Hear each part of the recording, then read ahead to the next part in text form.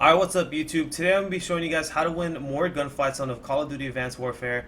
And I'm going to be showing you a lot of tips and tricks. But to start off, I'm going to be talking about the ASM-1 and the BAO because they're both used differently. For the people that don't know, the BAO actually shoots faster over time, but the ASM-1 shoots slower over time. And the first 3 shots on the ASM-1 are the fastest.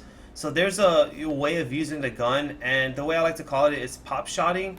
So for example, you get the first kill, and you immediately stop shooting and zoom out and go for the next one. The reason is you never want to hold down the trigger just because of the fact that the gunfight starts shooting slower. The gun starts shooting slower. So example, I get this kill, I zoom out.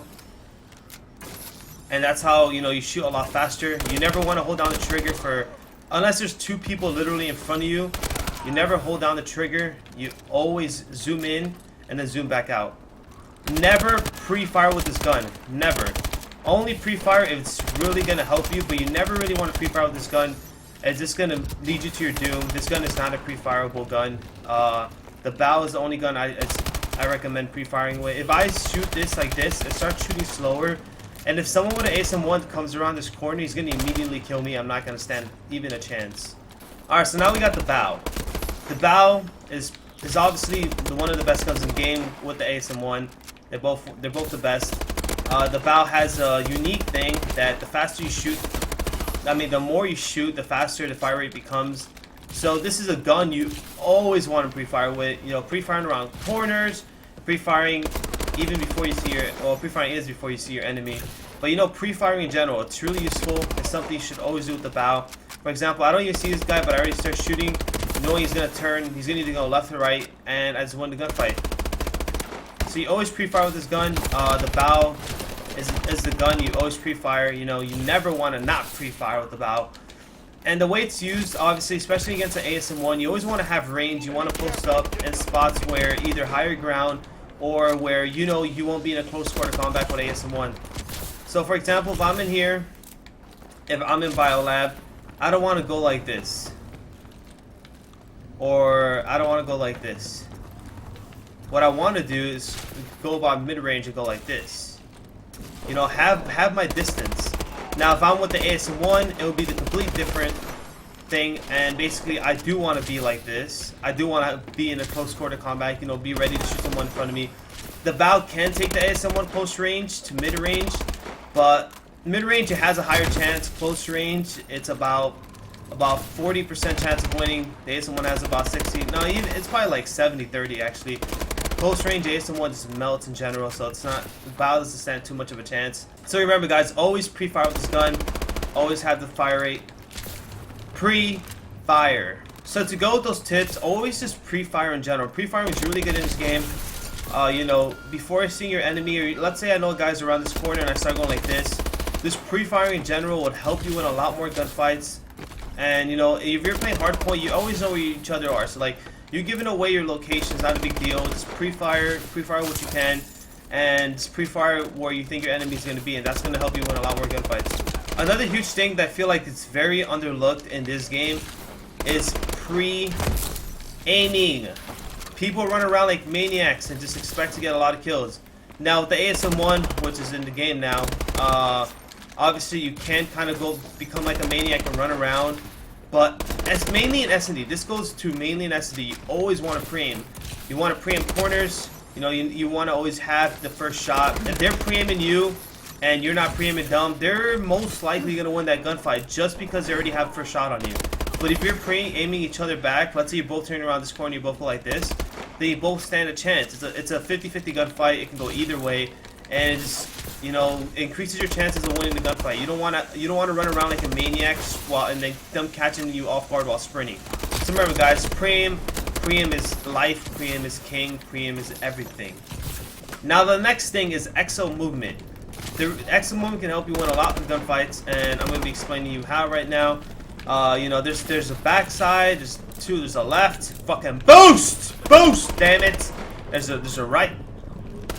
There's a right, and then obviously you can boost to front if you jump. So these things are really helpful, getting to an enemy's face like that, and then do this, dashing to the side. Dashing to the side is really useful, especially in close range.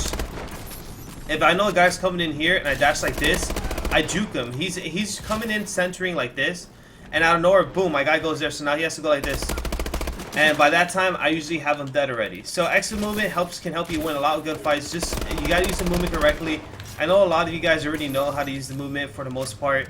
But, you know, also the back one is basically, I would say the back. Extra movement is basically used to engage or disengage. Basically meaning evade and run away. So the back is really good, you know, to run away. You can do this. It can also be good to win gunfights. Let's say a guy's coming in here, whether it's from the air, he's coming in, and he's already aiming like this, down on you, and then you're like this, and you go like this, and then boom. So the movement, I can't really explain the movement too much. It just comes with practice, so you guys can understand how to use it correctly. But the movement can help you win a lot of gunfights. That's what I do to win gunfights. You know, just use the movement to my advantage, and just the dashes to the sides, the back, and another thing, especially if you use the sub a lot.